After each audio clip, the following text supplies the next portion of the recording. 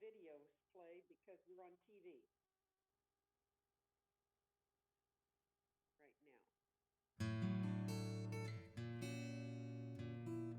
Carol? I'm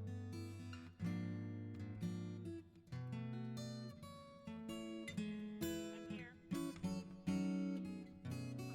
Are we ready to start? TV6 does not indicate that we are on the air.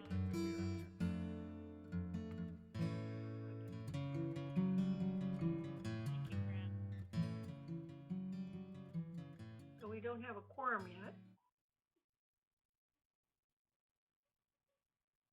Well, I'm looking at channel 406 and it looks like we're on the air. We are now on the air. Thank you.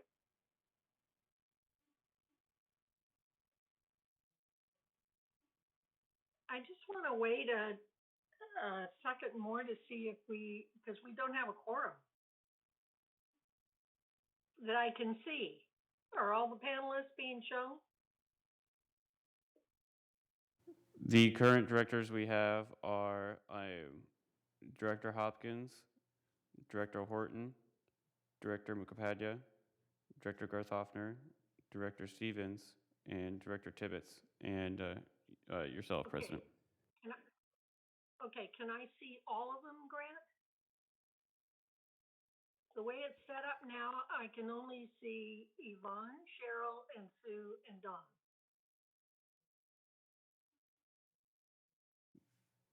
It looks like everybody's showing their cameras except for Director Tibbetts for the directors. There is Egon. There is an option at the upper right-hand screen where it says View. You can go down and you select Gallery View, and then you can see everyone. Okay. Oh, great. Thank you.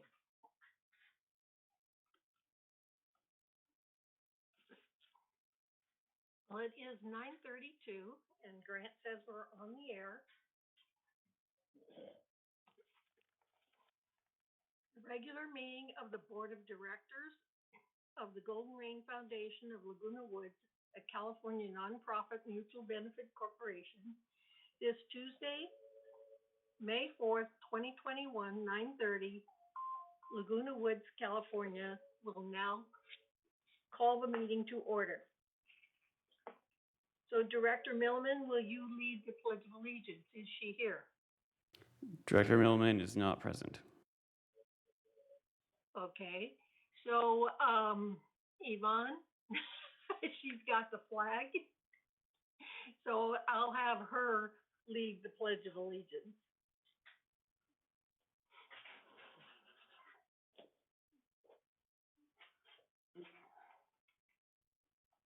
I pledge allegiance to the flag of the United States of America and to the republic for which it stands, one nation, indivisible, under God, with liberty and justice for all. I think I said that wrong. Thank you. Mhm. So I acknowledge the media. Excuse me. So the next item is the approval of the agenda. And we do have, and I hope everybody got the new agenda that was sent to us in the mail this morning. All the board members did? Okay. So based upon that, I'm assuming that there are no further additions to the agenda. And if there are no further additions to the agenda, are there any objections? So if there are no objections, then the agenda is approved by unanimous consent. Thank you. So the next item is the approval of the minutes of March 25th, 2021, agenda prep opening meeting. Are there any objections excuse me. Any objections to the agenda prep open meeting? So if there are no objections, excuse me, the minutes are approved by unanimous consent. The next is the approval of the minutes of April 6th, 2021, regular open meeting. Are there any objections to the April 6th, 2021 minutes? If there are no objections, the agenda is approved by unanimous consent. Thank you. So the next item is report of the chair, and I really was thinking about this a lot, but I thought I would talk about the meeting at the City Hall of Laguna Woods. And I'm not in Laguna Woods, it's Laguna Hills, okay? And the meeting was about the developer who is redeveloping the Laguna Hills Mall. So much to my surprise, they are calling themselves the Villages. The name of the development is the Village of Laguna Hills. So how confusing is that to Laguna Woods Village? They plan to build over a 20-year span, 1,500 apartments, office space, retail, movie theater, hotel, and park. And if you really want to see what they're doing, you can Google Village of Laguna Woods and it'll come up. You can see a video of all of what they're doing. But I think the most disappointing news was the lack of the traffic study. Otero Road is the access to the freeway for Laguna Woods Village 18,000 residents who will need to go to La Paz or Oso for the entire, to enter the freeway when the project is built out. Then the question is, do we really need office buildings in this area when we have so many empty offices already and more are being developed close by? They're having their next meeting on June 24th. So in addition to this, I talked to one of the city councilors, and today they must agree to the state's demand to add 917 houses to any development that takes place in this city. So the city council is saying, be aware that any new construction will trigger this requirement even on private property. And I asked, what can we do about it? And the request was, or the remark was, to public forum at the city council meetings and speak up in regards to both of these items, because the project, for the Laguna Hills Mall is connected to also this requirement for 917 new houses in Laguna Woods Village. So I just wanted to make people aware of it, and I know that a lot of us won't be here in 20 years, but definitely can impact us. So the next item is the CEO report. So Jeff Parker, will you go ahead? Good morning, everybody. Good morning, President Carpenter, and to the boards. Hope everybody's well. I have just a couple of updates I wanted to provide to you and those watching. First off, with regards to COVID numbers and looking at that issue, some very positive information. In Orange County, the numbers have continued to trend downward. Yesterday's numbers reporting today, we only had 95 hospitalization cases in Orange County, with only 21 of those cases being ICU. That is a very, very low number, and the lowest number that I think we've seen since obviously the pandemic started a year ago. So that's very, very positive news, because that's one of the key factors in any county moving into the next color tier, which we're heading towards that yellow tier, and I'll mention that in just a minute. There were no reported deaths yesterday. Again, very positive news with regards to that. And only 55 cases reported, even though there were over 5,000 tests, or right at 5,000 tests done. They've been averaging around 7,500 tests on a daily basis, and the numbers have been in the 55 to 100 cases on a daily basis. So again, trending downward. And what that really means is when we get into the major trends, there are three that they categorize, which are critical to the next phase. We are now, Orange County is now in the yellow phase with regards to two of those categories. So all we need is the third one, and then we can move into the yellow. We are 2.6 per 100,000 cases. We need to get to 2 on that, but we are trending in that direction, so that's good. And then with regards to the other two categories, we are both in the yellow category already, which is a below 2% in that efficiency category. So those two are really positive. If we can get our cases down to below 2, we'll be in the yellow category. Dialogue already occurring about, because of the vaccination numbers, that LA may be moving towards the yellow category. So I would anticipate in the next week to 2 weeks at the most, we would be doing the same thing in orange. What that will allow us to do is add additional capacity within our operations that we're doing right now. So in other words, take our outdoor classes or even our indoor classes, we will be able to handle more capacity. We'll go from 25% to 50% right now in the afternoons and mornings with regards to examples of wood shop or the ceramics. There's only the availability of 11 people that can be in there because of social distancing and the requirement.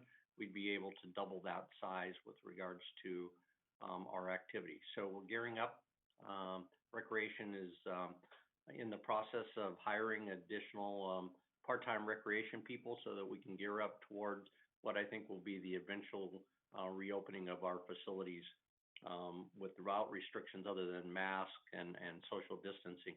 And if the governor meets his time frame of June 15th that week to have everything go green, I would anticipate that we would be hopefully, our hiring practice going well, we would be able to get back into what we call semi-normal capacity with regards to our clubhouses and everything come the beginning of July once we get the go from the state and once we get the hiring and people in place and get them trained and everything.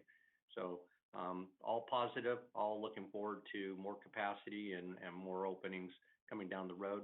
And we'll keep you posted. Obviously, we'll do special press releases and TV6 to keep everybody up to speed as when these things are going to actually occur once we get notice from the state and from the county. The other thing I wanted to mention, which is real important to all of us, is we're in the midst of our budget process.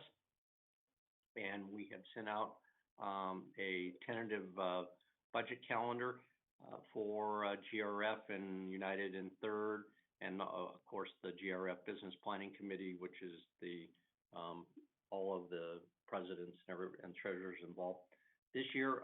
And I'm going to talk about this more in closed session, give you guys a little more detailed update on the budget. But we have added some additional meetings for GRF this year. Generally in the past, you have your GRF meeting, go over presentations of our departments, and then we have the business plan review with the presidents and treasurers. This year, we're going to have 2 meetings specifically for capital review for the GRF board to review all of the capital projects. The first one's slated for May 24th at 1:30 in the afternoon, and the second one for June 7th at 1:30 in the afternoon. And then following that, on June 14th, we will have a department review for you.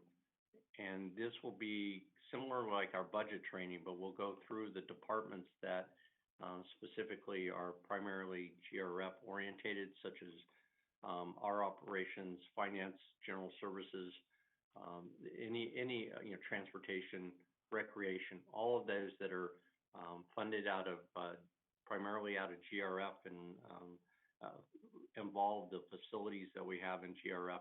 So we'll do a budgetary review and walk through those presentations by the department heads at those meetings. So again, those are, put them on your calendar, May 24th at 1:30 p.m., June 7th at 1:30 p.m. Those are both to review our capital projects, past and present, and what is being proposed.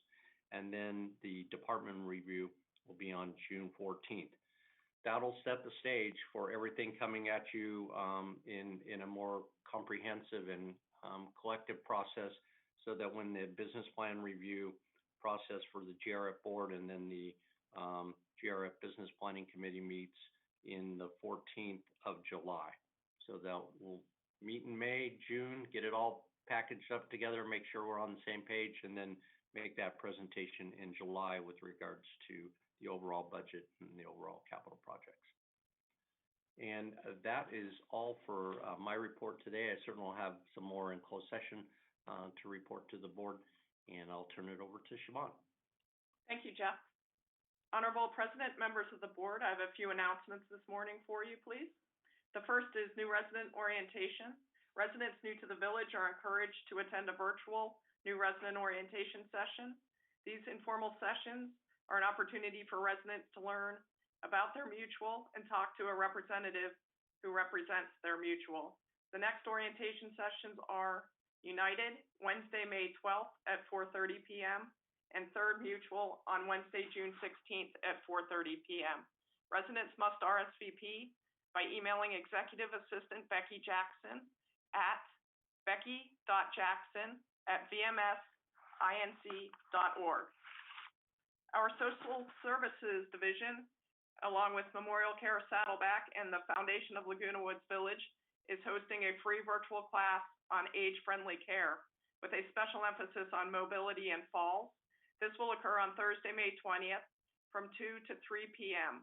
Dr. David Law will lead an interactive discussion covering the 4Ms framework and best practice interventions for an age-friendly health system.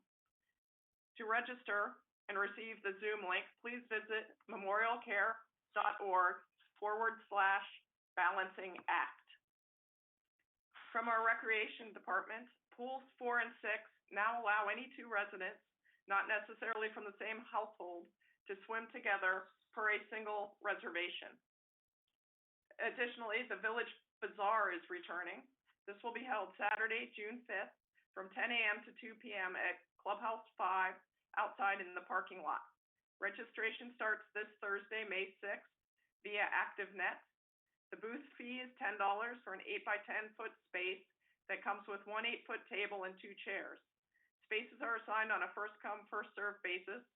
For more information, call 949-597-4382 or email recreation@vmsinc.org. And lastly, the next bulky item pickup will be Saturday, May 15th. This is a free opportunity to get rid of your bulky items. Please remember to notify resident services prior to setting out your bulky items. Their number is 949-597-4600. And then please place your items next to the trash enclosure or in the same location you place your trash bins.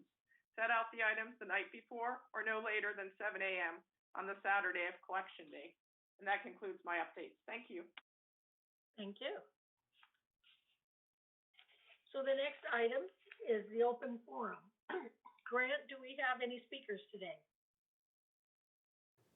Yes, we do have one speaker. Miss Janet Powers wishes to speak. Okay. Go ahead.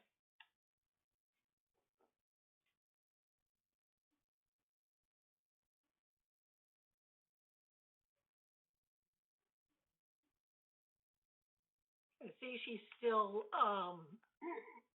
muted.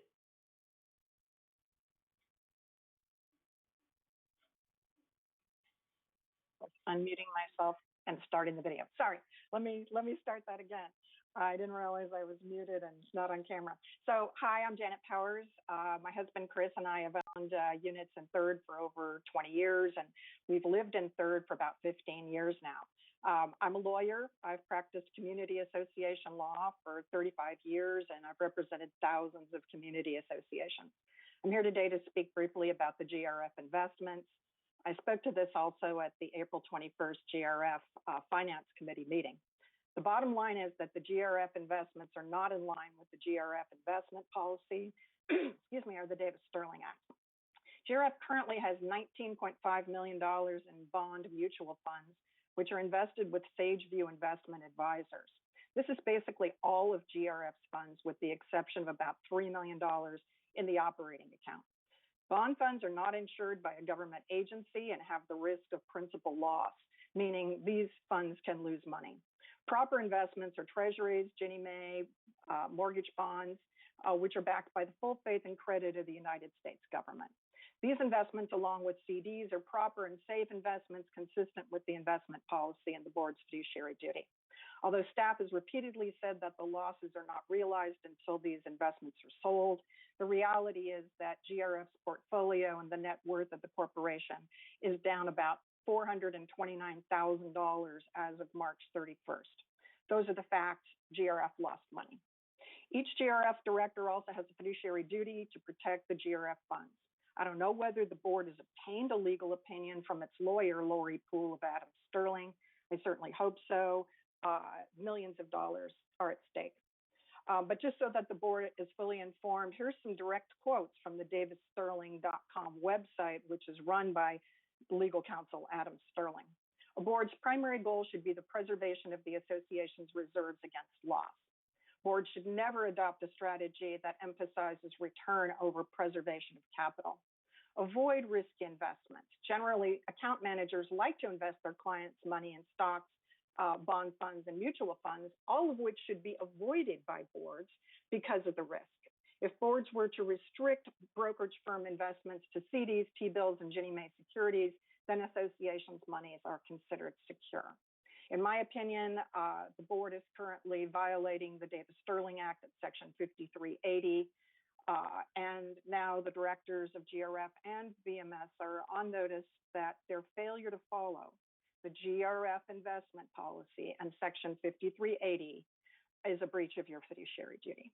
You can also have potential personal liability for any losses suffered to principal. We're making the demand that GRF immediately divest itself from the bond funds and move these funds to a risk-free investment, such as treasuries, GMA, or CDs. Thanks for your attention, and if any of you have any questions, we're happy to go into those in more detail, and if you'd like more information, feel free to contact us. I'm going to make one comment and then I'll have Jim talk, but we thoroughly investigated this. And I will have to say, this is the opinion of Janet Powers, okay? The opinion of a lawyer. And currently at our closed session, I think everybody has information that was between Betty, between Jim and I in regards to this issue. So it is being addressed, and we will address it in closed session. Okay, Jim, do you want to say anything?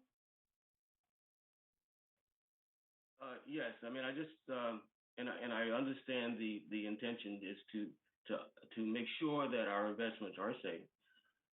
We have thoroughly investigated this, and we strongly believe that our investment policy is not only safe, but in compliance with Davis-Sterling.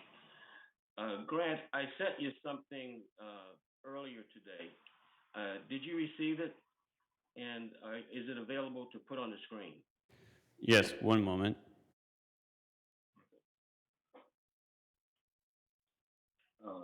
Ms. Powers refers to a standard in Davis-Sterling,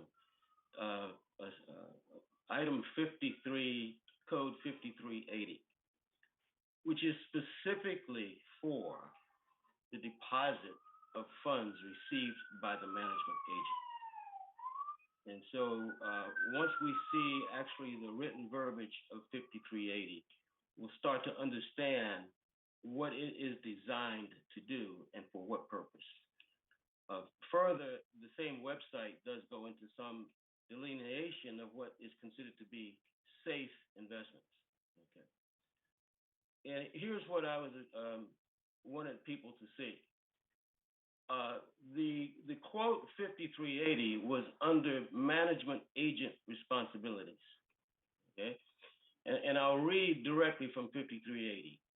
A managing agent of a common interest development who accepts and receives funds belonging to the association shall deposit those funds that are not placed in the escrow account with a bank, savings account, or credit union into an account under the control of the association into a trust fund account managed by the managing agent in a bank, association, or credit union in the state. All funds deposited by the managing agent in the trust fund shall be kept in this state in a financial institution as defined by 31041.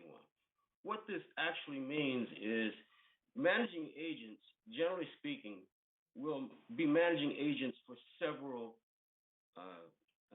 HOAs. They have a fiduciary duty to separate those and make sure that when they receive actually the HOA fees, they're deposited in one of these institutions. We do not, that is Laguna Woods and GRF, we do not, VMS does not receive funds on behalf of GRF. They are deposited in a GRF account under GRF control, period. All funds are deposited in our accounts, and at no time are the funds in the possession of a VMS account. The only exception is at the time of VMS payroll, when our funds are transferred to the VMS account to meet payroll expenses. All GRF funds are invested in compliance with the standard established in Section 5515 of the Civil Code, which specifically are identified as applying to reserves. The next one, please, Grant. Okay. Now, let's look at 5515 and under the standard in which it is related, which is 5515 is under use of reserves. And essentially the guidance is the board shall exercise prudent fiscal management in maintaining the integrity of the reserve account. At no place does it say you cannot invest in treasury funds or a requirement. Now, the further guidance on the Adam Sterling website does go and talk about and say that primary goals for any reserve account should be safety, liquidity, and yield. That is the guidance that we follow when we do this. Now, with that said, we are moving forward to take a hard look at the investments we make to make sure they're in compliance with not only the letter and the spirit of prudent fiscal management, but we are not taking chances with your and our money. What we try to do is, and the other thing is, I think this was in response, I believe, to what we're showing as a loss or an unrealized loss on our financial statement. It's interesting when you look at our total losses, they are in treasury funds, government treasury funds, most of it. And that's really a market loss. We have no intention of selling, and that market loss is most likely related to the fact that stocks are so hot right now that in order to incentivize people to buy bonds, the market has slightly dropped. It does not risk our money. In fact, when we look at our actual cash yield, anticipated cash yield for the year, it's anticipated to be $250,000 for that same amount of money. So I do understand the concern. And by the way, this is our analysis of it at the moment. We still are going to do further analysis and have a legal opinion based on the knowledge that we have and the comments of Ms. Powers. So we do take this comment very, very seriously. We do want to be in compliance, and we also want to manage the funds prudently. So this is the background of this, and I think the last piece of the puzzle is that we will get an official legal opinion on this in terms of our compliance with David Sterling. So I thank Ms. Powers for her comments and keeping us straight, but I do believe we are in full compliance. Thank you.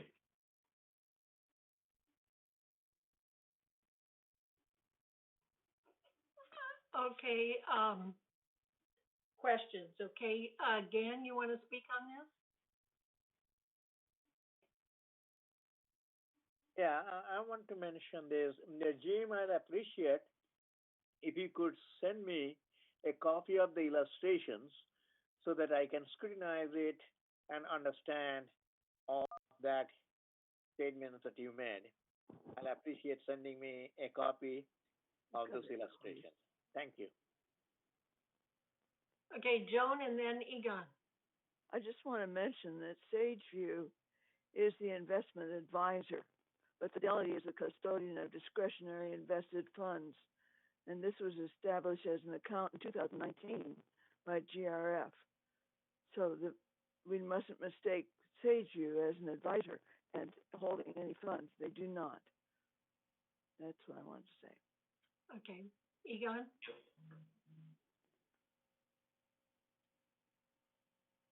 I can't hear you.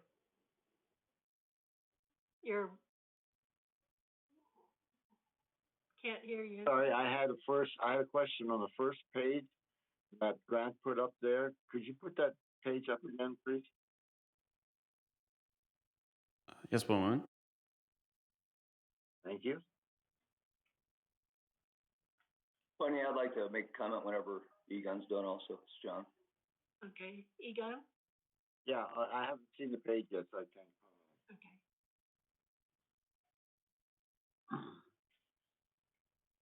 That's page 2. Go back this way. There you go. Okay, the upper part that's highlighted is what she was referring to, and some question as to whether or not the funds are in the right place. But it does, the unhighlighted part there says insured by the federal government. The question is, are you saying that we do not have funds in this location here that are supposed to be insured by the federal government? In other words, what were you saying about this? And yeah, this particular statute refers to funds that you receive directly from residents, HOA funds, that go into a temporary deposit. And it refers to managing agents, which generally handle more than one HOA. And so its purpose is to make sure that the funds are separated and not commingled with the management agent funds, as well as being deposited in something that is safe and secure and in the trust of the HOA rather than the management agent. We do not have that situation. So this is clearly, and if you look at Article 9 up top, management agent, this is clearly defining the responsibility of managing agents with regard to the funds that they receive directly from residents. It really does not have anything to do with the reserve management. Does that answer your question, Egon? Yeah, okay. Okay, thank you. John? Thanks, Bunny. I was involved with the evaluation and the decisions on the use of Sageview and the distribution of this money. A couple points I think our residents really need to be kept aware of based on a lot of the comments I think Ms. Powers made. The notion of moving monies from Ginnie Mae's and treasury bills and perhaps municipal bonds and things of that nature that are government backed to these funds would prevent losses is inaccurate. Meaning you can go back and look at our financial statements for the last, I'm sure 10, 20, even 30 years where we did have a portfolio of individual investments. We held individual Ginnie Mae's, we held individual treasuries. They were marked to market every month and many times did show losses. So the actual translation is getting in these mutual funds that are professionally managed by some of the largest funds managers in the world and are comprised of individual investments. They buy the treasury bonds, they buy the Ginnie Mae's. It's actually safer. It decreases our default risk because they're studying these things every single day and buying a balanced portfolio of things that hopefully give you the highest yield while maintaining the risk. Where I think there are 2 points that are, I guess I want to conclude that by saying that any resident listening should not feel unsafe at all about where our funds are at. They are highly, highly safe, and almost every dollar in those funds is government backed. Where there may be a distinction that's worth looking into is, are we required to only be in investments that are directly government backed? Because that's what that Davis Sterling thing seems to imply. And if that's true, then we might have to shift some of the funds to ones that literally can somehow provide a government backing or go back to individual investments. But that's not going to prevent market risk unless you literally go with a certificate of deposit, which is losing money anytime, interest rates are higher than that certificate of deposit. In other words, our portfolio structure is extremely good and very consistent with what it's been for years. We just found a better way to manage it for higher yield. And I would say if you go back even upwards of 6 months in our financial statements, you'll see there was a significant gain on the holding of these investments that has probably not been offset by this loss. We're probably still well ahead of the game since we moved over to SageView. So there's really nothing at all to be alarmed about except for the fact that our governing documents did not address Davis Sterling. And perhaps there's a Davis Sterling code section that is in some level of conflict or disagreement with what our governing document says.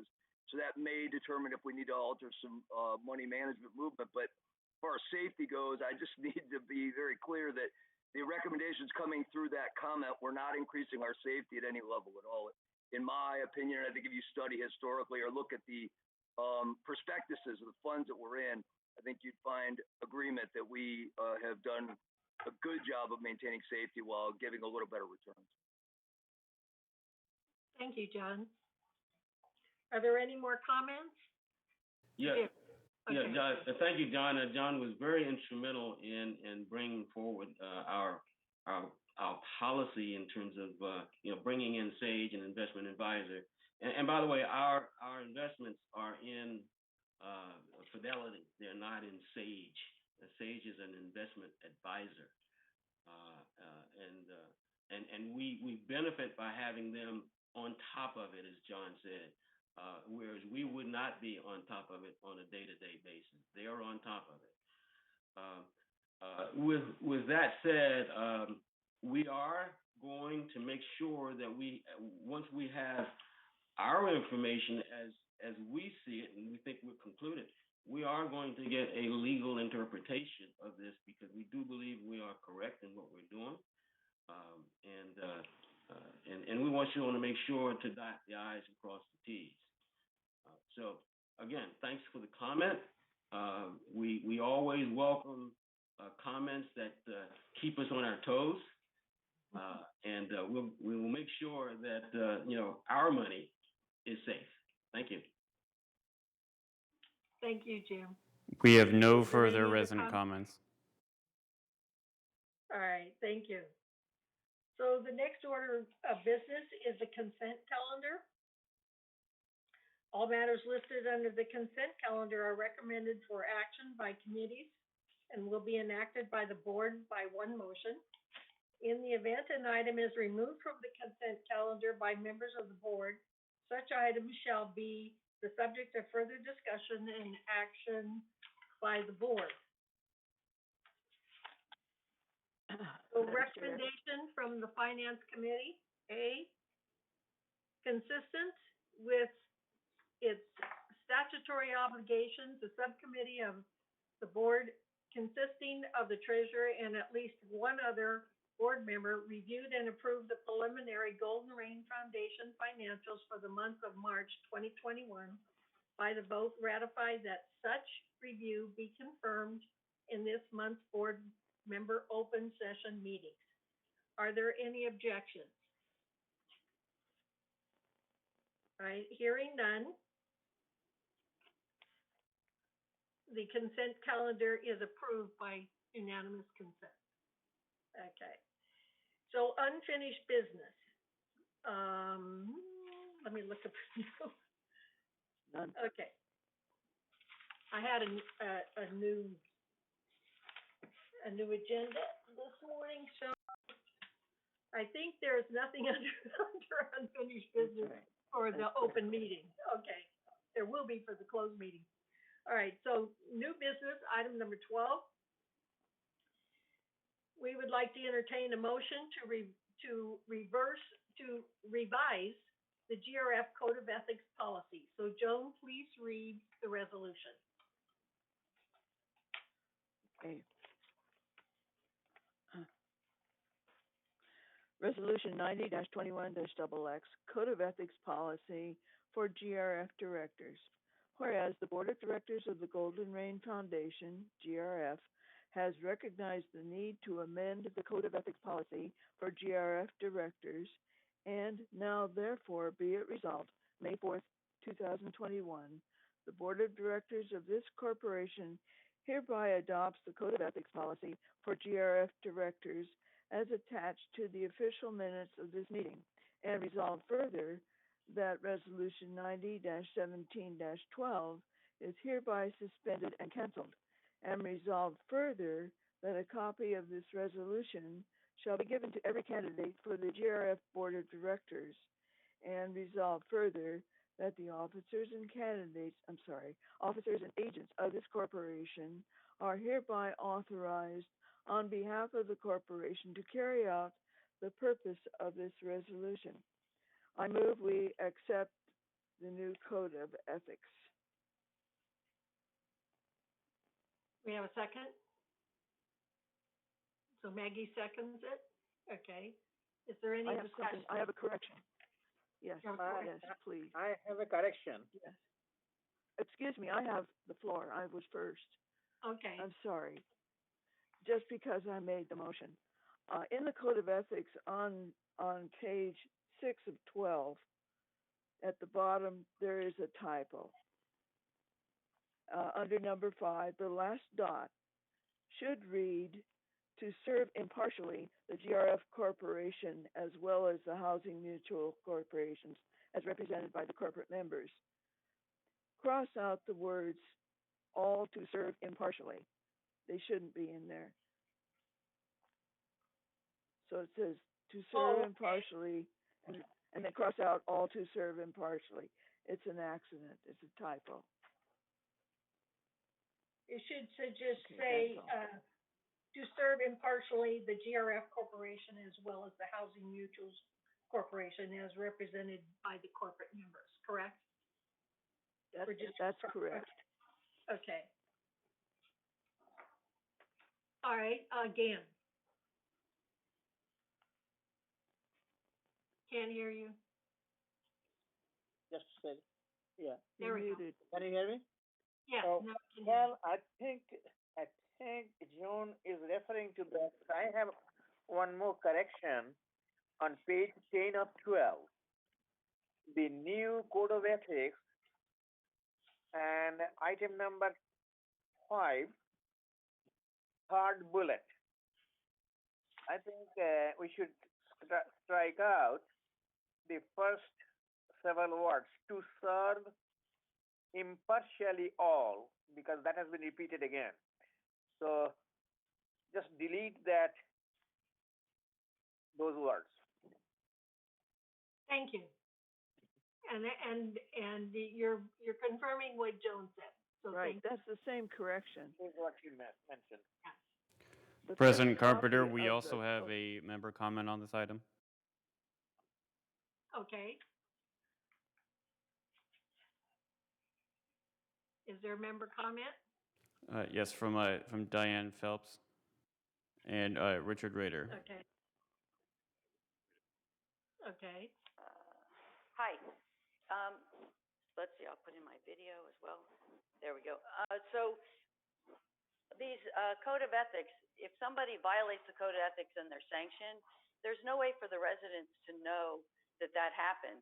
And I wondered if you wanted to build into the code itself that that when members are sanctioned, that the residents be made aware that that happened. That was all. You don't want to build it into the code of ethics. I just want to make a comment. I know Dick Rader called me and asked me about that. And my only comment is, after thinking about it thoroughly, is that can we do that legally? That would be my comment, is if a person is sanctioned, they're basically, you would sanction them in a closed board meeting. And then you would send them, the results of that closed board meeting. And I don't know if it's legal for us to publicize that they've been sanctioned. So I do have a question on that, because there's a lot of rules about how people qualify. And I know that there's new rules about, what if the elections qualifications. And I don't know if that's also in violation of the elections violation. So we have to really think about that, and really research and get a legal opinion on that. Okay, Maggie? Past practice has been to keep that in closed session only. I've never heard of anyone sanctioned being announced publicly or getting out of a closed session matter. And all directors are bound to confidentiality and quiet on any closed session issue. And these are always closed session issues. I've been through several of them, and we have always maintained silence. Thank you. Okay, so does Dick want to speak to that then? He does have a comment, yes. Okay.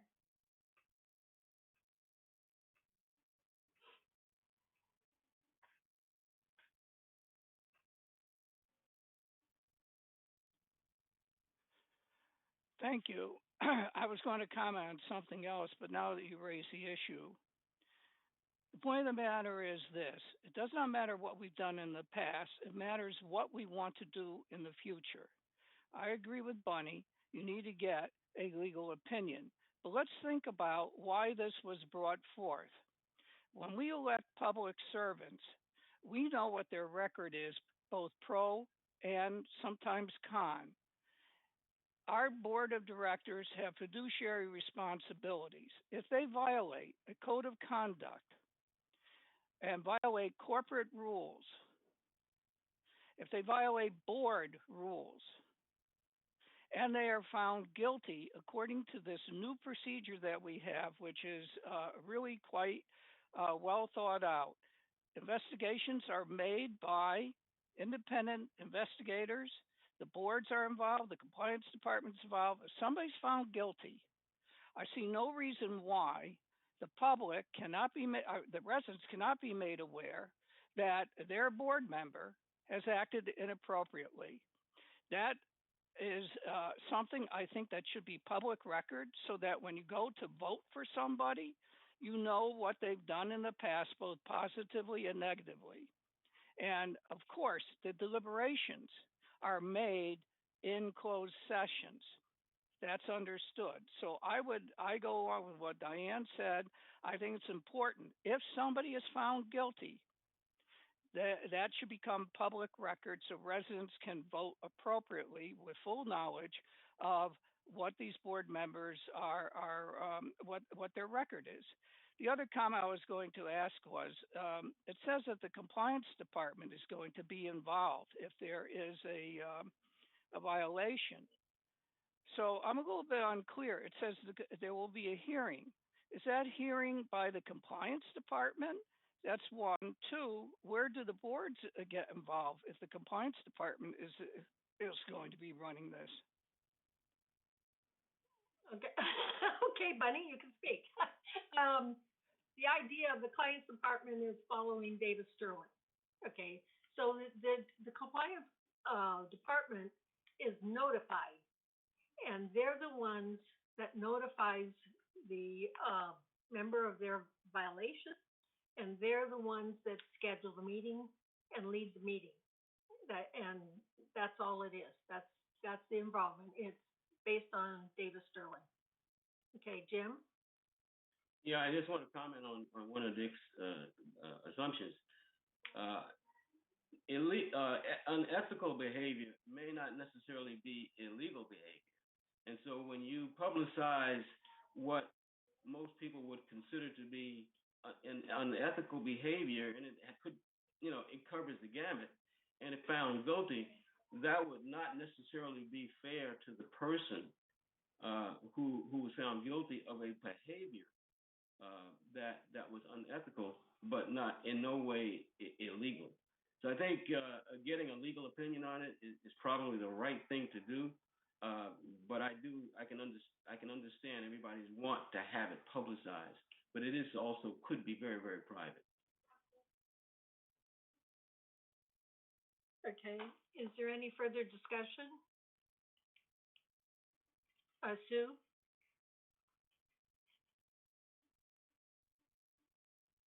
On the first page, the very first section, A, the font doesn't look right. Could we make the font consistent? The first and last bullets look like they're bold. I know that's minor, but I thought, let's make it look professional.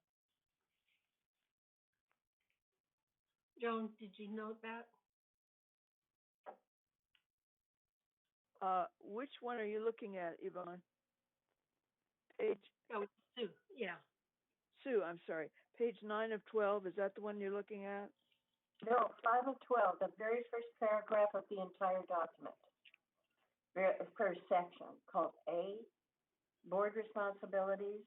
The first bullet and the last bullet, the one that starts out attend and the one that starts out be familiar. In my copy, it looks bold. The font is different. It's not a big deal, but if somebody could just check it. Oh, okay. Okay, on my copy, everything's the same, so I didn't catch it. Okay, we'll check. Okay.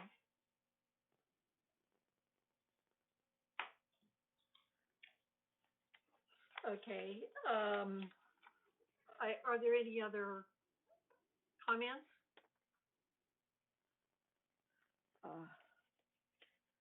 Okay, now at this point in time, if we were to consider the addition to verbiage, we would have to vote on it. Wouldn't we, John? It would have to be an amendment to the motion. No. No? No, this is simply a correction. It was a mistake. They repeated the sentence. No. Well, I'm talking about what Diane and was suggesting. An addition to the verbiage, basically saying that if a person was found guilty, it can be publicized. I think that's something we have to talk to our lawyer about first before we make any addition like that. In my opinion, we should approve this code of ethics as it is, and then discuss the other addition of opening it to the public. Which at that time we can make a modification if it's required. Okay. Maggie has something. Maggie? Yeah. Yes, there has been no motion by any director to add anything or detract anything from this document. That's right. So no motion has been made or seconded for an amendment. And so having none, we move with it as it is. Okay, thank you. Thank you. All right, so if there's no further discussion, all those approve? Okay. 1, 2, 3, 4, 5, 6, 7. So, all right, the motion has been approved to accept the code of ethics as it is. And just please note, Dick and Diane, that we will address that issue with our lawyer to see if we need to modify it, at another meeting. So thank you. And everybody, I want to thank you for helping us put this together. It's been a long time coming.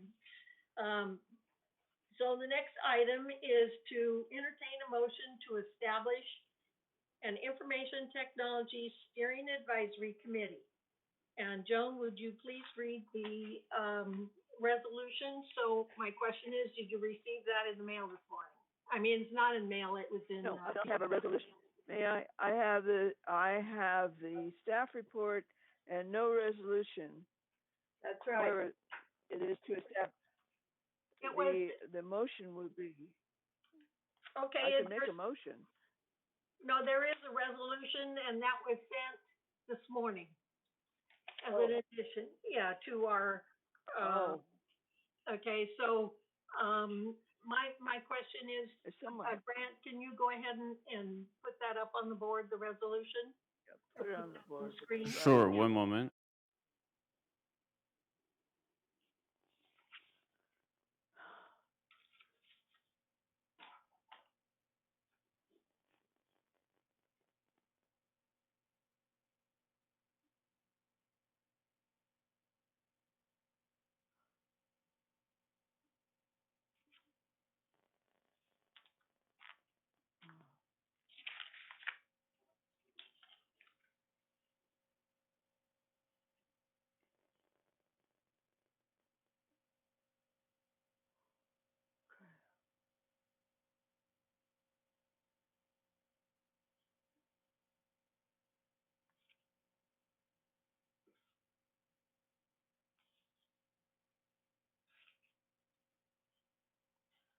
Do I have it?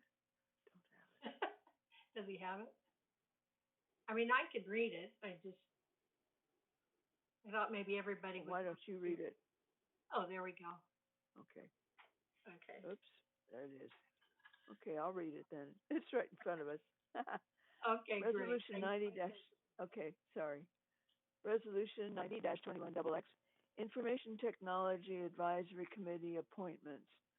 Whereas the formation of the Information Technology Advisory Committee, ITAC, is being considered by the Board of Directors on May 4th, 2021. And whereas the following persons are proposed to serve on the ITAC upon formation of the Advisory Committee. Now therefore be it resolved, May 4th, 2021, the Board of Directors of the corporation hereby appoints and ratifies the following persons to serve on the ITAC upon formation of the Advisory Committee. Information Technology Advisory Committee, ITAC. James Hopkins, Chair. Bunny Carpenter, GRF. Sue Margolis, United. Andre Torn, United. Debbie Dobson, 3rd. And Lynn Jarrett, 3rd. Resolved further that the officers and agents of the corporation are hereby authorized on behalf of the corporation to carry out the purpose of this resolution. I move we approve this resolution for the Information Technology Advisory Committee appointments. Do we have a second? Okay, Maggie? Maggie. Seconds it. Joan and Yvonne seconds it. Is there any discussion? Okay, Maggie.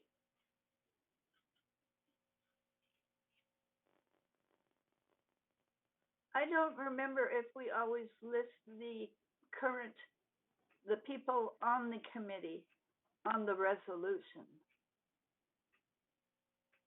No. Do we just institute the advisory committee, and then at committee, when we make committee adjustments, that's published in a different way? Does this force these people into this committee forever and ever? No. No, I know your question. We hurriedly put this together because we wanted it on the May agenda so that we could, start meeting before the next board meeting. But what will happen is in May, in June, it will be on the regular committee appointment assignment. I move an amendment. I move to amend this to eliminate the list of names. We can't do that, because if you do that, then that means that we have to wait until the next board meeting to approve the members of that committee. That means that ever after, if we change a member of the committee, that must come before us and we must vote on it in this way, because we are amending this committee every single time, instead of doing what we usually do when we change members of a committee every 3 years or 2 years or whatever. So I would advise against it. That's why I proposed my amendment. All right, well. I second Maggie's amendment. So we vote on the amendment. And if I may say something, just having them on it, we didn't have time, obviously. There wasn't time to just publish the list of names, which we normally would publish separate from the resolution. Right. So why don't we, take the names off and publish the names when we do the minutes. The names will be listed on separate, along with a staff report some way. I agree that would solve the situation. That's what I was looking for, is a solution. Yeah. So that would be appropriate. We could take. So that's take the it off. amendment. So that's the amendment. That is the amendment, is to take it off, take the names off of the resolution and put them on the staff report as part of that, so that they will be the first committee. Okay. And then their names can be changed as normal. Okay, Siobhan, do you have any comments? We need to vote on that amendment. I know. Okay. Funny, I think that would work, and then I don't think you even need the resolution at that point, because the purpose of the resolution was simply to appoint the members. Well, to establish the committee, actually. Yeah. I thought it was to establish the committee.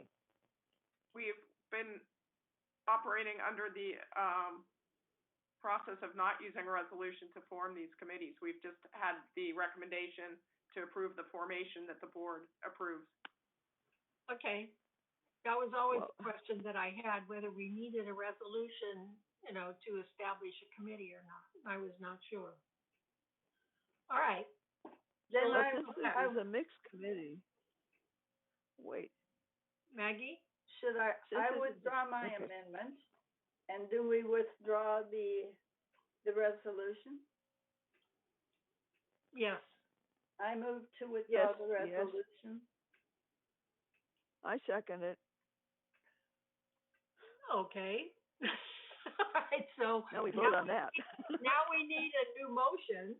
Okay. The motion. No, she just made a motion. I did. I moved to withdraw the committee, the resolution. Resolution. So that's the amended motion to the motion to establish the information technology. Okay. No. Bunny, no. She withdrew her amendment. Okay. And now she's making another motion. She's making another motion to withdraw the resolution because it's not appropriate. That's what she's saying. And I seconded it. Okay. That's what we vote on now. Okay. Withdraw the resolution. Is there any objection? If there's no objections, the motion passes. Okay, so we still need to vote on the establishment of the committee. Okay. No, we just withdrew that. No, we didn't. Well, wait. Yes, you did. We withdrew the resolution, but resolution.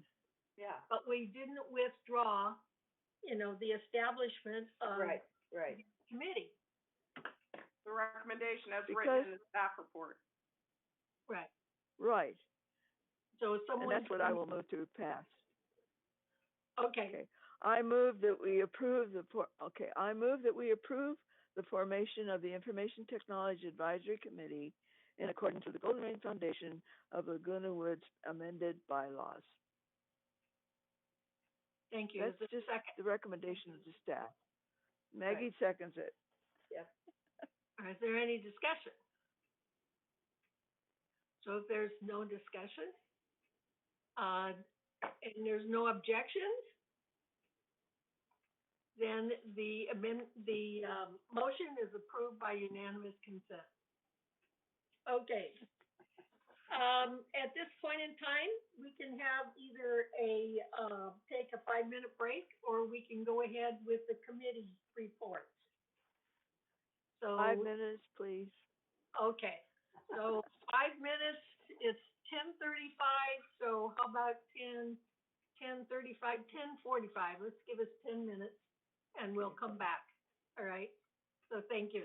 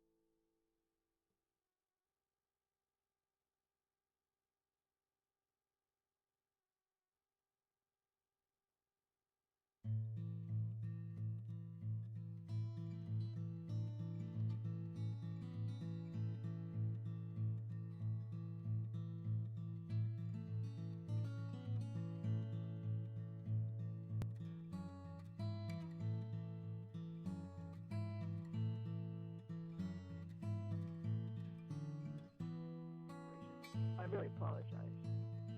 Who led the flag salute? Yvonne, she has the flag. Oh, good. That worked. Perfect. I'm so sorry. Okay, thank you.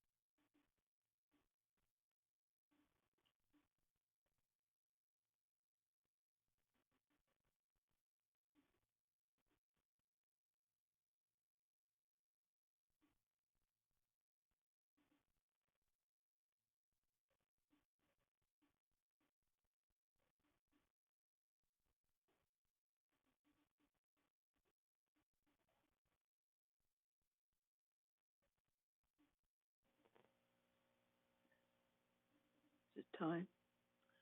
Exactly 10:45. Is everyone back?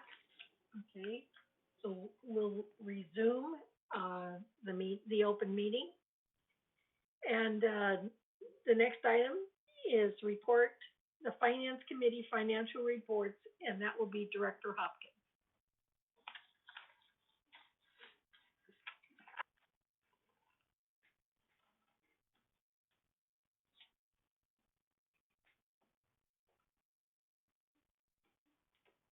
And you're muted, Jim.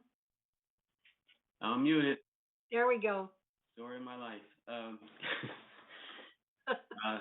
First, I'd like to report on the actual financial meeting that we had. So it was a good meeting held on April 21st, 2021, which we reviewed the vehicle replacement policy and the comment on the investment policy from Ms. Powers was also looked at. It was raised for the first time there, as she mentioned, and that's what allowed us to be able to start to review the entire situation so that we were adequately prepared today. The other thing that we did talk about was there's been some discussion about a bank relationship change. In other words, changing our bank with the express purpose of actually lowering the fees. The fees amount to today about $1 per month per manor. Any change in those would be somewhat negligible, but at the same time, we really wanted to re-examine it, our relationship, and with the hope and direction of perhaps reducing the fees. However, we're in the process of looking at a change in CFO. As you know, everybody knows Betty is leaving. There's when a change in the banking relationship at this time in an organization the size of VMS, it is not the same as changing your bank account and moving your money. The relationship itself involves a lot of software interaction between the two entities, and there's a lot of process that's built upon all of those transactions.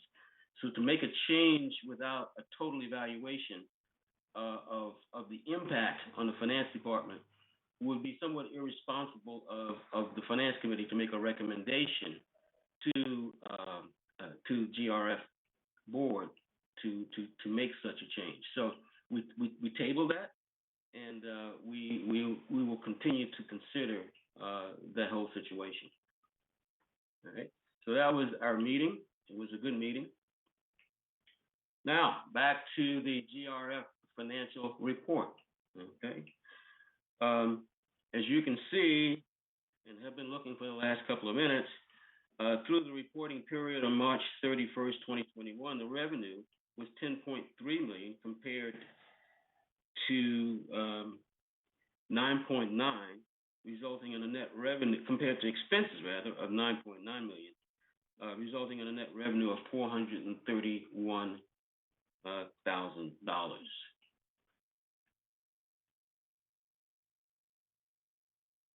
Next page, please. Okay, in the financial world, we keep a close eye on our operating portion of our financial results. And the operating fund, which is without depreciation and also without the trust fee revenue and the unrealized investment results, okay, shows a favorable variance of $393,000 at the end of the reporting period.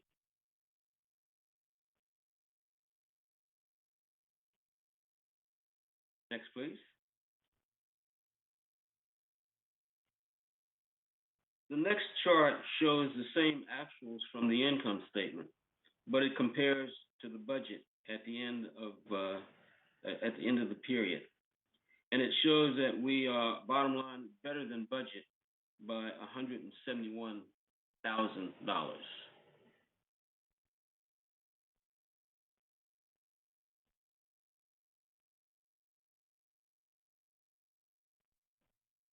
Next chart, please. Okay. This slide shows some significant variances by category, with the green bars representing favorable variances and the orange bars representing unfavorable variances. As you can see from the top, we are favorable by $628K, which is in employee-related expense. And that's primarily due to the open positions in the security and information services, and also recruitment is in process. There's also certain janitorial positions remain unfilled while the clubhouses are closed, and fewer hours are budgeted in the transportation due to the elimination of the fixed route on Saturdays. In other operating expense, $100,000 is due to the continued closure of facilities due to COVID, primarily attributable to training, recruitment, safety, staff support, and pest control.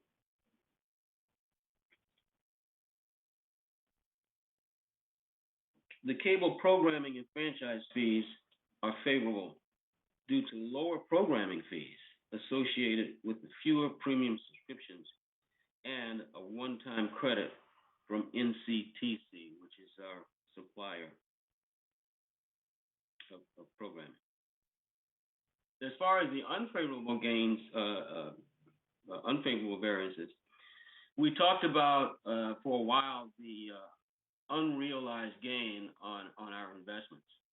And once again, that is a paper loss. When you look at our investments in terms of its cash and cash potential, the prospectus shows that the realization of cash will be somewhere close to $250,000 to $300,000 in the year. So this is a paper loss, and this is actually brought on by an accounting requirement that has actually had a lot of conversation about it over the last 10 years as not being the right way to display the truth to the public. We're not the only ones that have this kind of issue going when it doesn't look good on the surface, but beneath it, it's basically an accounting treatment of something. Again, we are still continuing to look at the legal ramifications of how we record it and the activities. The broadband services are $115K unfavorable due to less ad insertion as a result of the pandemic, and that causes less advertisers to spend less money when residents are staying home. The variance was further lowered by premium channel revenue, resulting from the migration to streaming services.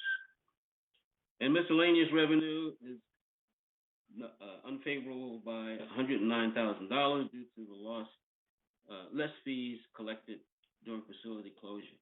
And that includes the photocopy fees, auto decal fees, traffic violation fees, and additional occupant fees.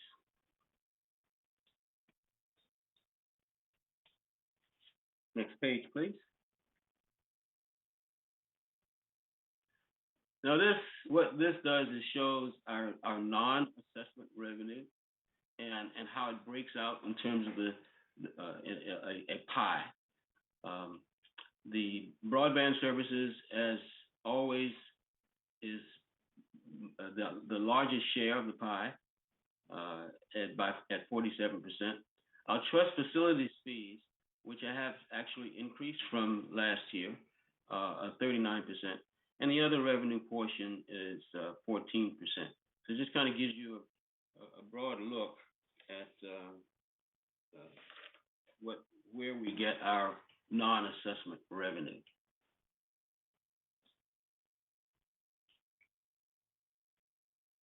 Next page, please.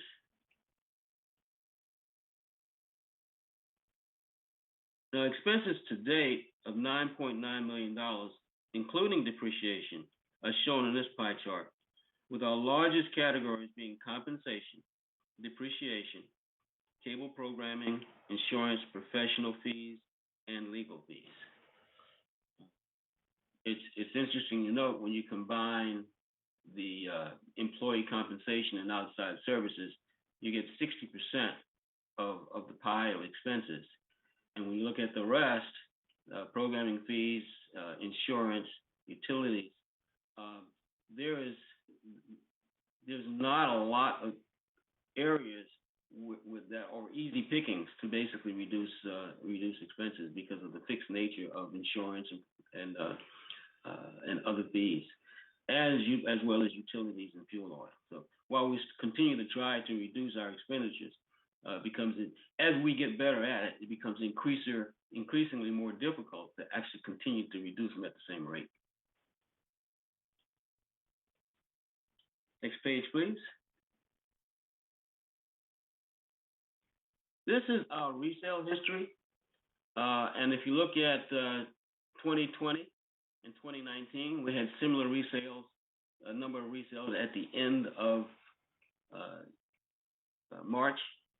This year, there's been an uptick. It's 38 more, roughly 20% more than it has been, and that is primarily the where we get impacted with the trust facility fees. So that's why trust facility fees have actually gone up. Our income from that have actually gone up this year.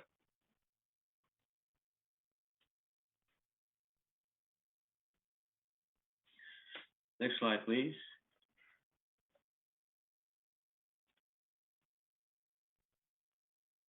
Now we take a look at our funds and reserve and contingency funds with the adjusted balances as shown. Starting with the first column on the left, the funds have a combined ending balance of $30 million. Included in this total are contributions received this year through assessments, trust facility fees, and interest earnings. The second column shows the work in process of $5.1 million, reflecting the amounts that have already been paid for projects that are not yet complete. With that adjustment, the third column is the result of those work in process adjustments. It shows our adjusted balance in our reserve funds, fund balances. Next chart, please.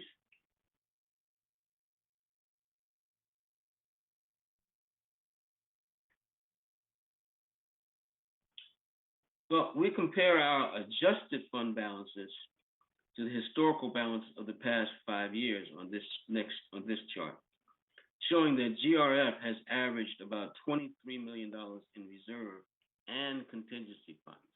And you can see the mix of that changes over time. But the bottom line is that our reserve funds, or our funds, have increased over time. And so we're continuing to look at that in terms of its adequacies. Next chart, please. Now this chart gives you an idea of where the reserve money is committed. Of the $15.4 million appropriated by the board for various projects and equipment purchases, the remaining encumbrance against our reserves and contingency funds is $11.7 million, primarily in renovation projects. And as part of the budget process, we are looking at those total appropriations, making sure that what we have in budget not only is adequate, but necessary. So the budget process, we're going to be taking a hard look at these as we move forward to make sure that we are funded appropriately moving forward in our funds. And that concludes my report.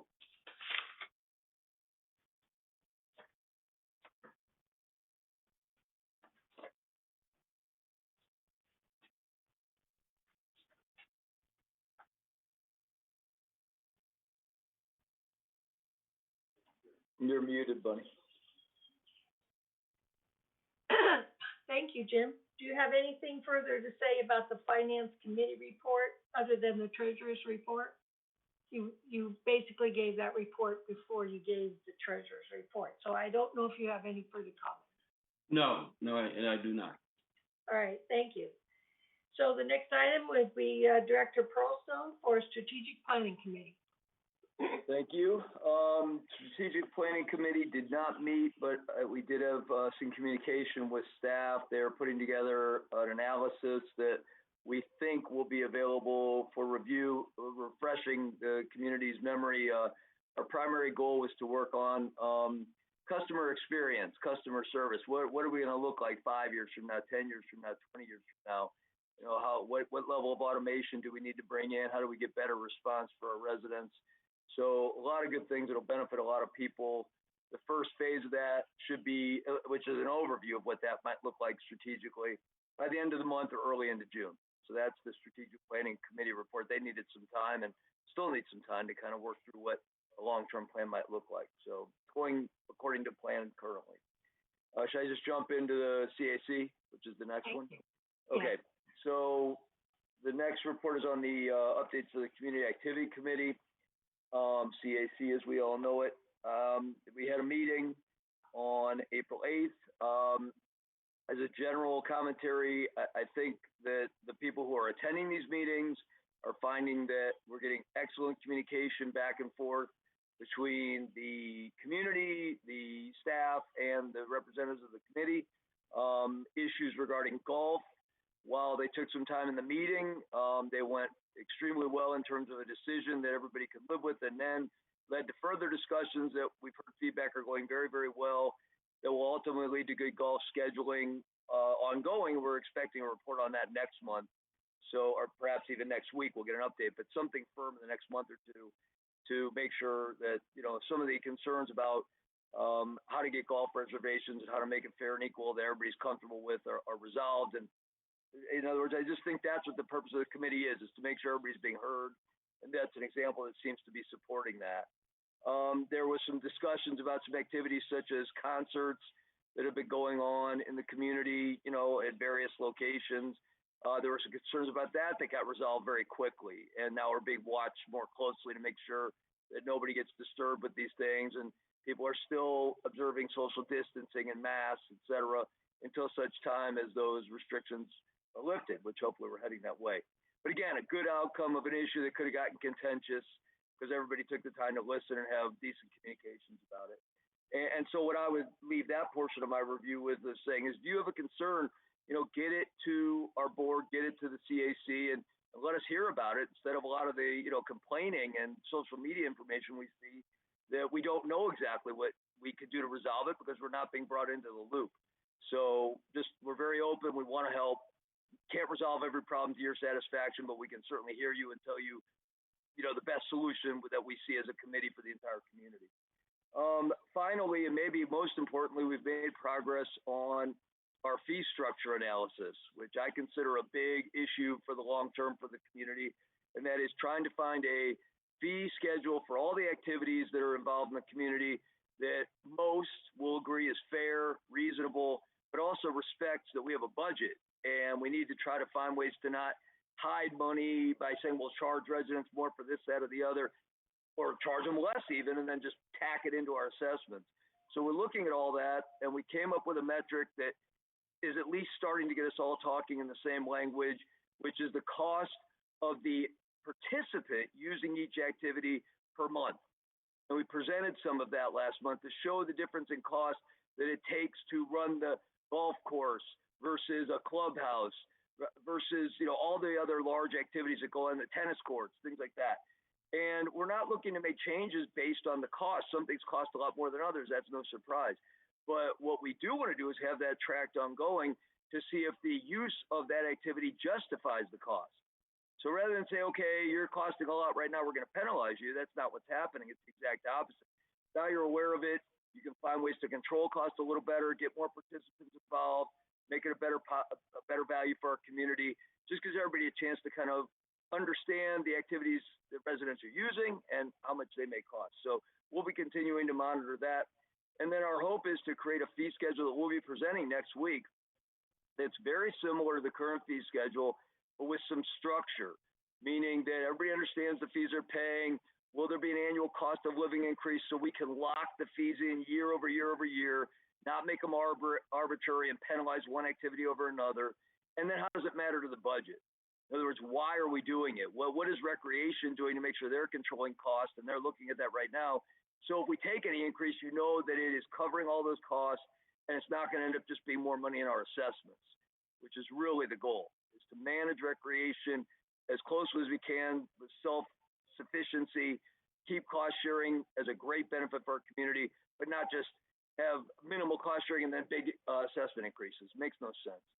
So that's coming this next week. If you want to attend that meeting, I never have the date right in front, but it's a week from Thursday at 1:30, and public's invited. You'll hear what's going on. Nothing's being finalized without a lot of review, and it'll also come before this board. So you got a lot of time to get your input in there, and we certainly welcome it. And that's what's going on at the CAC. Thank you, John. This isn't part of a GRF committee, but Maggie, would you like to talk about the committee that was just formed for the golf committee? I mean, this is not GRF sponsored, but, and so I didn't add it, to the agenda, and it's not part of CAC, but it is a, committee that is working with golf and paddle, Okay. Okay. The Greens Committee was formed. It's a revival of what an old committee used to be. And it's just now of the golf facility. And we had a meeting with 10 people there. There were representatives from the 4 golf clubs. And there were other people that were at-large people, but they didn't show up. So Tom is going to select 2 others to represent us at large. And we went over all the things that we usually went over when we had club meetings, and the pro would show up every month, and we'd have discussions all about the course and what's going on every month, with the pro appearing before each club meeting and explaining things. So we talked about all the facilities on the course, the benches, the ball washers, and so on, and the rakes and everything. Those are all coming back now. And the new reservation system is warming in the hearts of the residents. I tell you, it is so much better than having to be somewhere at 6:30 in the morning, fully dressed and ready just to get a tea time. This has brought us into the new world, the new century. It's the best I've ever experienced in my life, and I'm finally figuring out all the fine points. We're learning how to do the fine points. Every week we come out with a new fine point on the system, and everybody says, oh, goody. So golfers right now are very busy. The course is packed all the time. The number of block times has been reduced, but they're doing just fine. The men's skins game is doing just fine, just calling in for similar tee times and playing as usual and betting all their hearts out and whatever. So it's all going well. It's really, really enlightened the golfers to be able to discuss things again together in a committee. It's really very helpful. So thank you very much. Thank you, Maggie. So the next item is the ad hoc committee and for the Equestrian Center. And the next meeting will be held May 6th, which is a couple days at 1 p.m. We will go over some of the programs that they're going to start when we open up. They have a soft opening now. And if you ever want to go over there, let myself and Yvonne know. She's becoming the real tour director over there. And you can see, a lot of the improvements that have been going on, the landscaping, they're painting the stalls, and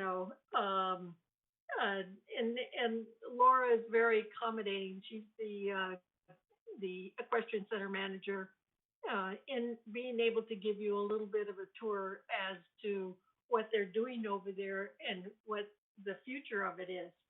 At our next meeting, we're basically going to be talking about branding of a border packet and a new services update.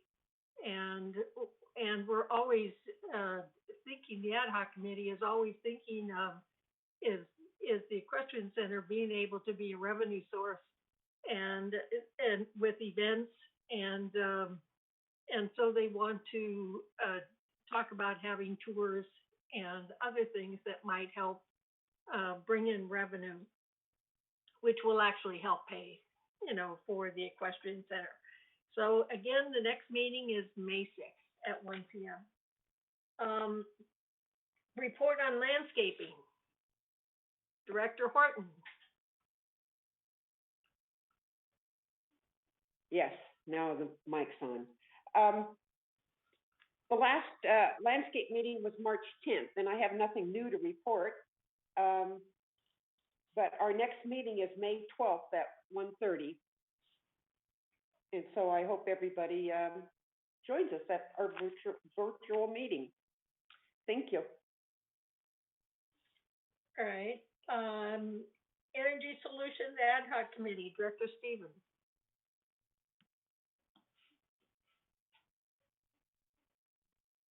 Did you want Egon to report on M&C first, or we're just a subcommittee of M&C? I know. Are you going to report on M&C or Egon is going to report on M&C? Right. Do you have anything to report on the Energy Solutions Committee?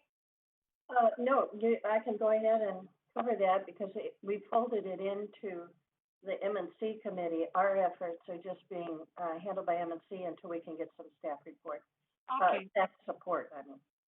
Okay, thank you. And then we'll have Egon speak on when his comes up. Okay, I'm sorry. I think I missed Egon, and I apologize. Okay, Egon, you're up, M&C. Yeah, we had a very full MC meeting. Okay, so once again, we discussed in our moving solution on some of the toilet replacements. A proposal was made that was going to cost us about $180,000, but there was some unrealistic things in there, but we will move forward on that. We also got to review the solar pilot light and found that there were at least three areas of issues, that the light was substandard and did not meet what we actually planned to do. And we also reviewed this court resurfacing and the Shepherd's Brook, and we'll discuss more about that at the end. We then had a presentation with Chris Naylor, who told us of the village's efforts to put in charging stations in partnership with the SCE. They came up with 30-some locations throughout the village, most of which will probably not see the light of day because they don't really meet what SCE set out. There was an interesting understanding of what is going on with these charge-ready stations. If we do not get sufficient usage, okay, then GRF will be subject to a monthly fee, okay, and they will have to pay that. And that I think it could end up being something like a couple of $1,000 a year. Don't quote me on that, but I think that's, if memory serves, that's the number that I got. And so we need to look at that. We need to review what our usage is going to be. And but the outcome of the thing was still the two best locations will be near Clubhouse 7 and Clubhouse 2, and possibly conditions might require that we just take them all and put them over in Clubhouse 7 because that would be a more preferable location for a public use. We discussed the golf course once again, and we have located a new vendor to take a look at that. And he spoke with us briefly at the meeting. He had to go, and we spoke with him again last week. We had a meeting, driving range, and he was on an iPhone, and we did a FaceTime meeting, and while we looked around the golf course, he made some good recommendations, which we're going to go forward with and take a look at. I think they were much more realistic than the past views of what we were going to do. And we are well aware of the fact that otherwise we will lose the growing season. We got a very brief review that the stage rigging was safe as it currently is. In other words, we were concerned that this thing hanging up there for long since anybody looked at it. We had an engineer come out and say that it isn't safe. Did a tour, and then Guy West gave us an assessment of building E, the damage that we all viewed.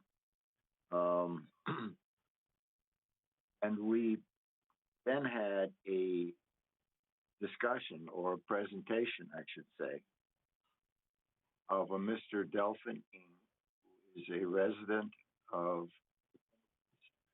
He is also the man in charge of all of the facilities, which includes air filtration facilities, the Kaiser hospitals in Southern California.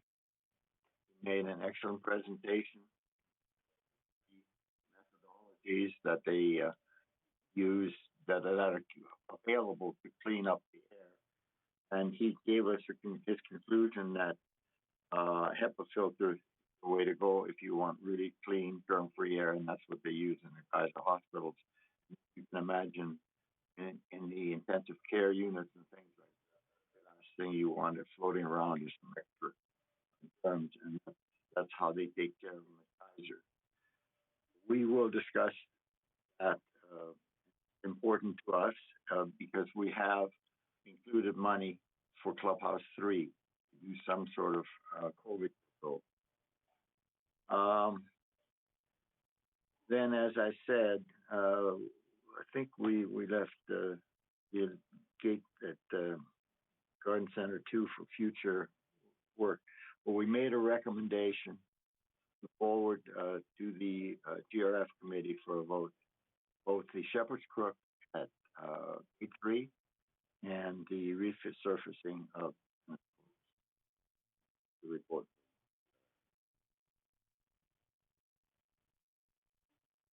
Is that the end of your report? Sometimes Yes. your voice fades. Oh, I'm sorry. That's it from GRF. Okay, thank you very much. So, Joan, the Media and Communications Committee. Okay. Media and Communications Committee met on April 19th at 1:30, and Eileen Paulin presented the Media and Communications report. First, we all congratulated Paul Ortiz, who has accepted the position of General Manager of Broadband Services. Ms. Paulin highlighted the projects her department worked on last month, including the VMS Year-End Review video presentation, which I believe you can see on YouTube under Village Television, and it's well worth seeing. She also spoke of the vaccination program, and the third thing was the launch of the biweekly Manor Alterations newsletter. She mentioned that subscriptions have grown steadily for the weekly What's Up in the Village email newsletter. You certainly get a lot of information in that. Mr. Ortiz reported on broadband. He gave a PowerPoint presentation that included cable operations update through 2021, February 2021, an overview of expiring programming contracts, the pay subscription report, and programming legislation report. Ms. Paulin presented certain recommendations from the Broadband Group Cable System Assessment, and their report was discussed with the committee, and these are the recommendations that the Broadband Group has put forth. A succession planning for the tech team. You know, we have an aging tech team. People come around, but to help everybody, but those folks need replacements along the line eventually. She also mentioned that the technicians' fleet needs upgrading on their vehicles. They have older vehicles without air conditioning, and they do a lot of summer work, which is coming up upon us. So that's being investigated by our transportation man here.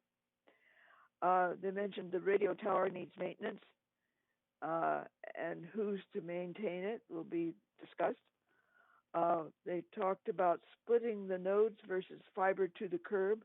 We favor fiber to the curb, but we're investigating its expense. It suggested from broadband was content catches from West Coast Internet, a way of catching many programs at once and just presented through the Internet. And the last thing they mentioned was the discussion on the franchise fees to the city, and that's being investigated by this committee. We also talked about the distribution of resident telephone directories, and the revisions have been made and will be presented at our next meeting and then presented again to the board at the, I believe it'll be the June meeting. So our next meeting will be Monday, May 17th at 1:30 p.m. And that's the end of my report.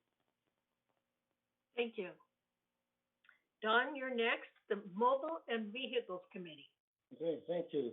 We had a very detailed report on the ridership, and it's gone down if you compare it with the pre-COVID days. However, the last few weeks is starting to climb up. We had a very detailed report on all of our vehicles, and you may not know, but we have a total of 412 vehicles that we are responsible for, and they include the buses, the trucks, pickups, along with all of the equipment such as forklifts, man lifts, loaders. And one nice thing about all that is that everything is maintained by our own staff. It was explained about the replacement of vehicles. Many people thought it was strictly by the number of miles, and it isn't. When it becomes no longer cost effective to maintain it, it is replaced. We had an interesting bit of information of the two largest costs in that department for the vehicles, and the number one cost is the cost of fuel. Especially it's gone up, as I'm sure you all know, and of course the cost is going up to us. And another big expense that I've never thought about is the DMV requirements. We spend over $100,000 a year just to DMV for the license plates. I wasn't aware of that. And we also approved the request for the purchase of 4 additional vehicles that are really, really desperate in need. Our next meeting is June 2nd at 1:30 p.m. Thank you. Thank you. And Yvonne, you're next. That is the report on the Laguna Woods Village traffic hearings.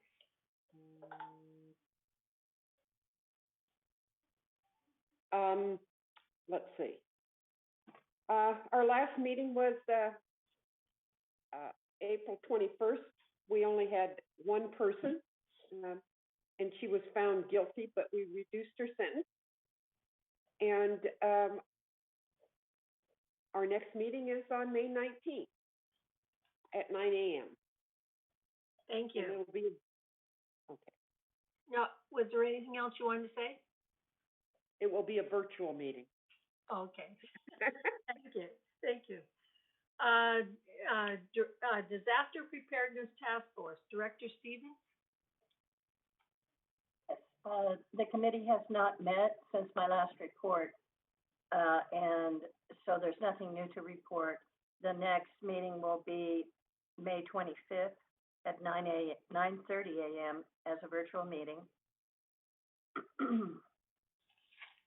That's all I have.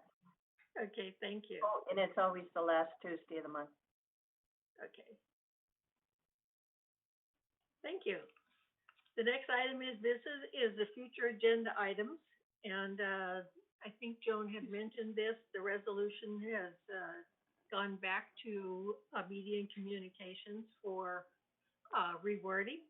And so we will then be looking at the resolution pertaining to the distribution of publications by non-residents of Laguna Woods. So that was set back on 4/6, right, Joan? Madam Chair, Yes. I think you skipped one, Yes. security and community access. Don? Yes, thank you. I was going to interrupt and let you know, but thank you. I am so sorry. No. Okay, go ahead, Don. All right, we got started about half an hour late on the meeting day because we had problems. We aren't sure it was either Zoom or with our internet. But anyway, you got started. We had a good meeting. I'll share some of the items with you. We had the report on incidents, and the number of falls by our community are increasing. And along with that, I would like to share that our hospital memorial care does offer a class to residents on how to prevent falls, and I would definitely recommend that. We have had an increase in the number of illegal manor occupations. Most of them are the older adult children of our residents, but along with that increase, we've had an increase in the number of petty thefts. There's no relationship that we can prove, but we think there might be a connection there. We have a more active foot patrol, and because of the increase in petty thefts, our foot patrol is putting more emphasis on going around the carports, and they have seen things that have happened, and they've called the sheriff, and the sheriff has made some arrests. In all cases, the arrest of the people were related to the guests. They go through unlocked cars, and you'd be surprised how many people do not lock their cars. They go through the glove compartments, and things have been taken. We've had 2 bicycle thefts. They were reported, and in both cases, the people were caught and arrested by the Orange County Sheriff and put in jail. In traffic tickets, we have an increase in speed above 36. 36 miles per hour in our community is pretty extreme, and there's been an increase in speeding. You might remember at the last 2 meetings ago, I mentioned the removing of the stickers on the ID stickers on the front of the car, and staff looked into that, and it was reported that there really hasn't been a problem with when you compare it to the amount of money that we're saving by not putting them on. It's $40,000 a year, and Chief Rojas says that he recommends that we leave it as it is, and they will make another inspection and report back in a couple of months to see if there's any change. Then Gate 12 was discussed regarding the security entrance. That's been discussed for the past couple of years, and we think something's going to be done soon, and we are on top of that, and I may have more detailed stuff to report next month. Our next meeting is June 28th at 1:30. Thank you. Thank you, Don. So now we'll jump to director's comments. Do we have any director comments before we recess? We have no director comments, so we will recess and resume the meeting at 12 o'clock for a closed meeting. I want to thank you, everybody. We'll see you at 12.